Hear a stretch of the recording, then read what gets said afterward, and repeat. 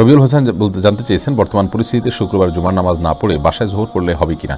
ভাই রবিউল হোসেন, যদি কোনো ব্যক্তি করোনায় আক্রান্ত হয়েছেন এমনটি তার আশঙ্কা হয় বা মনে হয়, তাহলে সেক্ষেত্রে তার জন্য উচিত হবে না, তার জন্য জায়েজ হবে না মসজিদে এসে সালাতে যোগদান করা, মসজিদে এসে সালাতে শামিল হওয়া। কারণ তিনি আসলে সেটি সংক্রমিত হয়ে অন্য মানুষের ক্ষতি হতে পারে। নবী সাল্লাল্লাহু আলাইহি সাল্লাম পেঁয়াজ খাওয়ার কারণে মানুষকে মসজিদে আসতে নিষেধ করেছেন, তার কারণ তার পেঁয়াজের গন্ধে অন্যের কষ্ট হবে। তাহলে সামান্য পেঁয়াজের গন্ধে কষ্ট হবে যেন যদি মসজিদে আসতে নিষেধ করেন, তাহলে করোনা ভাইরাসে আক্রান্ত এমনটি আশঙ্কা যদি থাকে, তাহলে তিনি মসজিদে যদি আসেন তাহলে সেক্ষেত্রে ভয়টা আরও অনেক বেশি। এই জন্য এটা উচিত হবে না। যদি কেউ মনে করেন যে তার জ্বর, সর্দি, কাশি, মাথা ব্যথা, গলা ব্যথা সহ করোনা ভাইরাসের যে সমস্ত সিমটম রয়েছে সেগুলো পাওয়া যাচ্ছে, তাহলে সেক্ষেত্রে তিনি এটা করবেন না।